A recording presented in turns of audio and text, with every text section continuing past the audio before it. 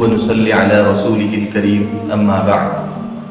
فأعوذ بالله من الشيطان الرجيم بسم الله الرحمن الرحيم وَلِكُلِّ أُمَّةٍ جَعَلْنَا مَنسَكًا لِيَذْكُرُوا اسْمَ اللَّهِ عَلَى مَا رَزَقَهُم مِّن بَهِيمَةِ الْأَنْعَامِ صدق اللہ العظیم۔ محترم دوستوں اور عزیز ساتھیوں، ہمارا یہ آج کا پروگرام مسائل قربانی اور اس کے شرعی احکام کیا ہے، اس سلسلے میں آج ہم سوال و جواب کی نشست رکھے ہیں۔ اصل تو قربانی کا مسئلہ یہ حال کا مسئلہ نہیں ہے، بلکہ یہ آپ صلی اللہ علیہ وسلم سے پہلے جتنے انبیاء علیہم السلام گزرے ہیں ان پر بھی قربانی کا وجوب والا عمل تھا، لیکن ان کا طریقہ کچھ الگ تھا، اور محمد صلی اللہ علیہ وسلم کی امت کے لیے جو طریقہ قربانی دی گئی ہے وہ طریقہ کچھ الگ ہے۔ تو میرے دوستوں، یہ بات ہمیں یاد رکھنی چاہیے کہ قربانی صرف اتنی ہی نہیں ہونی چاہیے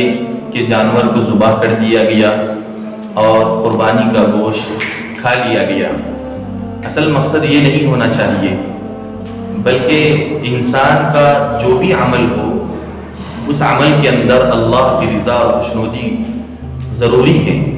اور قربانی والا عمل بھی یہی تقاضا کرتا ہے کہ صرف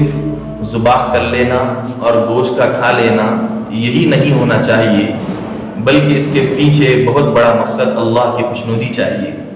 اس لیے کہ قرآن پاک میں کہا گیا ہے حضور اکرم صلی اللہ علیہ وسلم کے ذریعے سے، قُلْ إِنَّ صَلَاتِي وَنُسُكِي وَمَحْيَايَ وَمَمَاتِي لِلَّهِ رَبِّ الْعَالَمِينَ، کہ میری نماز، میری قربانی اور میرا جینا، میرا مرنا، وہ سب اعمال اللہ رب العزت والجلال ہی کے لیے ہے۔ تو قربانی والا عمل بھی یہی ہے۔ تو آپ حضرات سے یہی گزارش ہے کہ قربانی والے عمل کو کرنے سے پہلے ان ضروری مسائل کو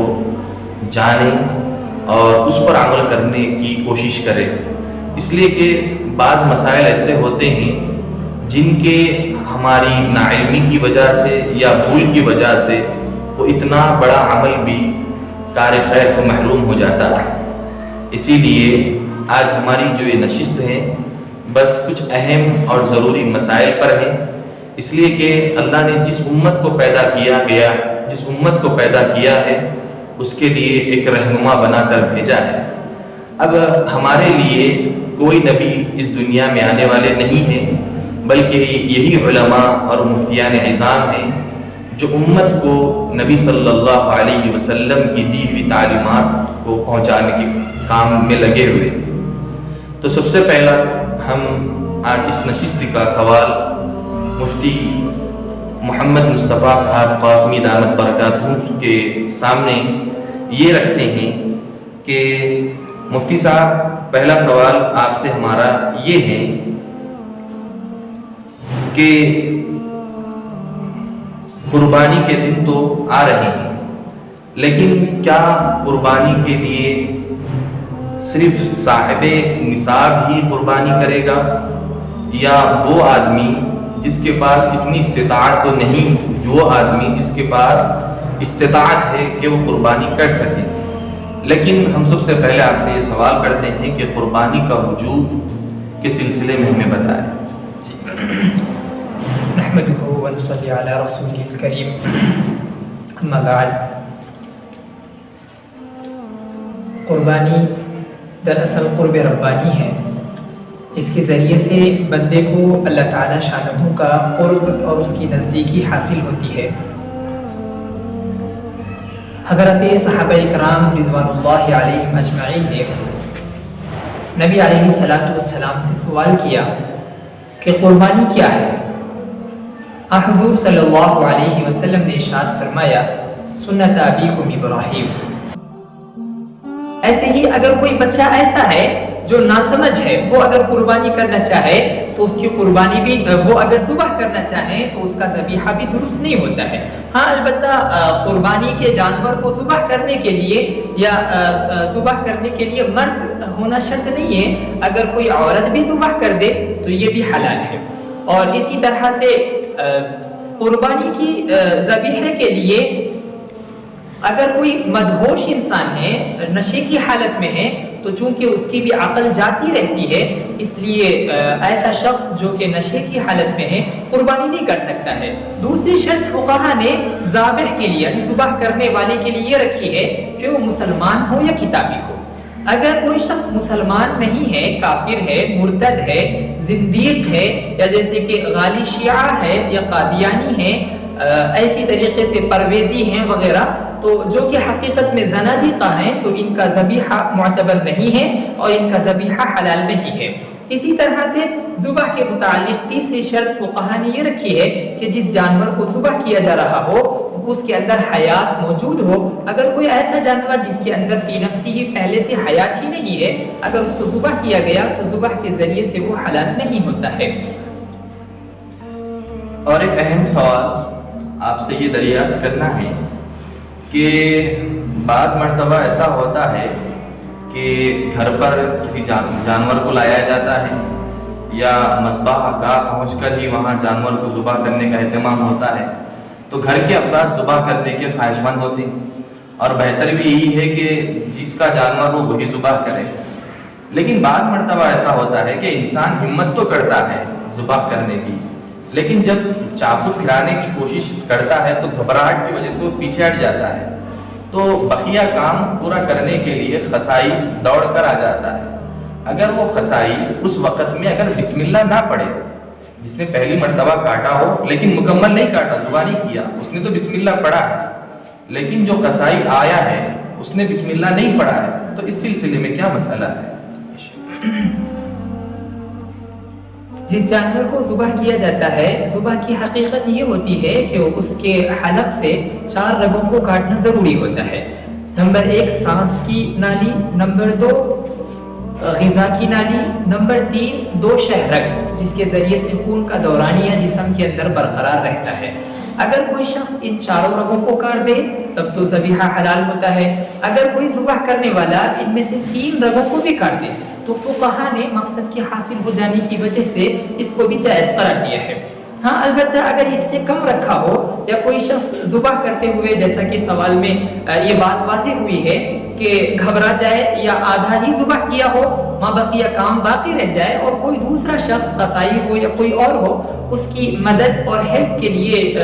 ماں بقیہ اس کی تکمیل کر دے ذبح کی، اور دوسرا جو شخص ہے اس نے جس نے ذبح کی تکمیل کی ہے اس نے بسم اللہ نہیں پڑھا ہے اور جان بوجھ کر یا استخفافاً یعنی ہلکا سمجھتے ہوئے اللہ کے نام لینے کو ترک کر دیا ہے، تو ایسی صورت میں ذبیحہ حلال نہیں ہوتا ہے، وہ ناجائز ہے۔ ہاں البتہ اگر وہ بھول گیا ہو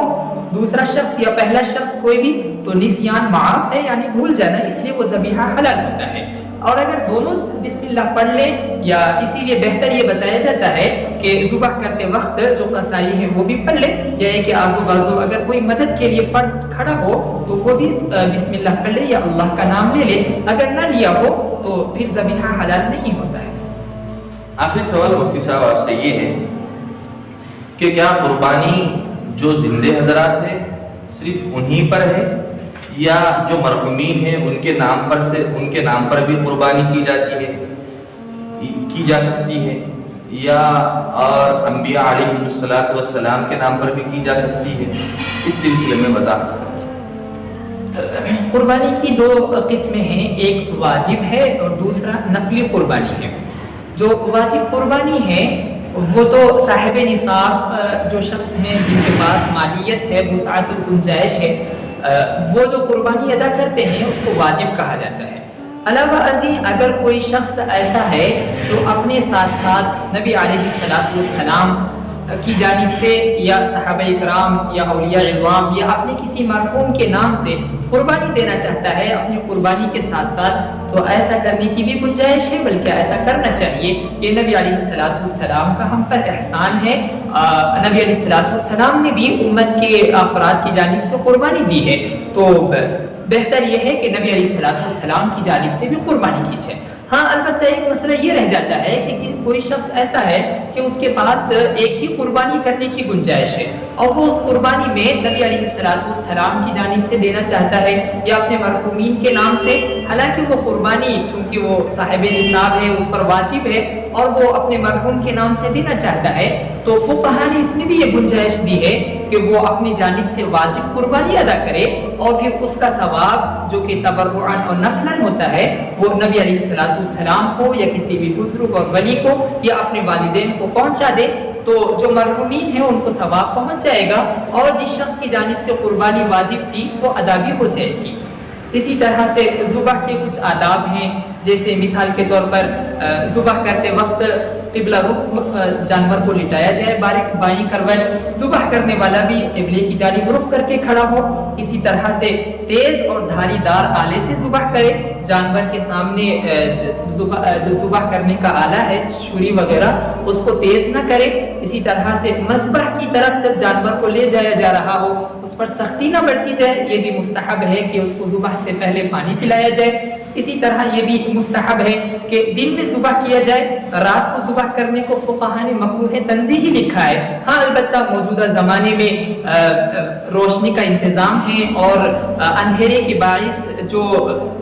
قربانی کے اندر خفا باقی رہتا تھا اس کا ازالہ آج کل کی روشنیوں کے ذریعے سے ممکن ہے، تو ایسی صورت میں رات میں قربانی کرنا بھی مکروہ تنزیہی بھی نہیں ہے۔ علاوہ ازیں گردن کی جانب سے ذبح نہ کرے، 4 جو مطلوبہ رگیں ہیں وہ ذبح کرنے کے بعد اور زیادہ اس کے نرخرے کو چاقو سے نہ کر دے، تاکہ اس میں جانور کے لیے اور زیادہ تکلیف کا باعث ہوتا ہے۔ یہ بھی مستحب ہے کہ جب ذبح کر دیا جائے اور مطلوبہ 4 رگیں کٹ جائیں تو قصائی حضرات اور دوسرے جن کی جانب سے قربانی ہو رہی ہے وہ اس میں جلدی نہ کریں اور اس کے چمڑے کو نہ چھیلیں تاکہ جانور ٹھنڈا نہ ہو جائے، اس کے اندر جانور کو محض تکلیف اور اذیت ہے، اس لیے فقہا نے ایسا کرنے سے منع کیا ہے۔ بہت بہت شکریہ، جزاک اللہ خیر کہ آپ نے اپنا قیمتی وقت دیا ہے۔ بس ہم آپ تمام حضرات سے یہی گزارش کرتے ہیں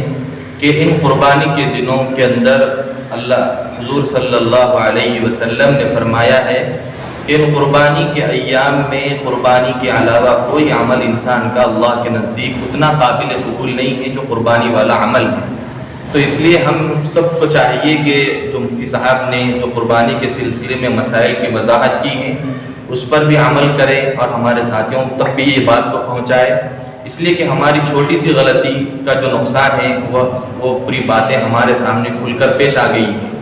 اس لیے میرے بھائیوں آپ تمام سے یہی گزارش ہے کہ اس عمل کو خالی ہاتھ ضائع جانے مت دے، اس لیے کہ بہت سارے لوگوں کے ذہنوں میں یہ بات ہے کہ حالات کووڈ کے چل رہے ہیں اور بہت سارے انسانوں کے پاس کھانے کے لیے کھانا نہیں ہے اور خرچہ جات نہیں ہے، تو کیا ہم قربانی کے عمل کو چھوڑ کر کیا ان کے اوپر پیسہ لگا سکتے ہیں؟ تو حضور کی بات ہمارے سامنے ہے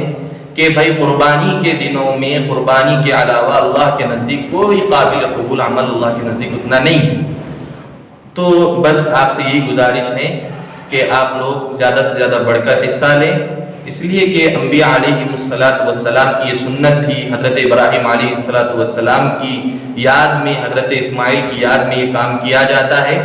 اس لیے ہم کو چاہیے کہ حضرت ابراہیم جب اپنے بیٹے کو ذبح کرنے کے لیے تیار ہو گئے تھے تو ہم کو تو صرف جانور ذبح کرنے کے لیے کہا جا رہا ہے، تو یہ تو بہت بڑی غفلت ہو جائے گی اگر ہم قربانی والے عمل سے پیچھے رہ جائیں گے۔ اس لیے جتنا ہو سکے اتنا قربانی کے اندر قربانی کرنے میں شریک ہوں، اپنے نام پر بھی کرائے اور مرحومین کے نام پر بھی کرائے، انبیاء علیہ السلام کے نام پر بھی کرائے۔ انبیاء کو ہمارے ثواب کے پہنچنے کی ان کو ضرورت نہیں ہے اور انبیاء ہمارے ثواب اور کار خیر کے محتاج نہیں ہیں، بلکہ ان کے نام پر صرف اس لیے کرنا ہے تاکہ ہماری قربت میں اضافہ ہو جائے۔ بس اللہ سے دعا ہے کہ اللہ عمل کی توفیق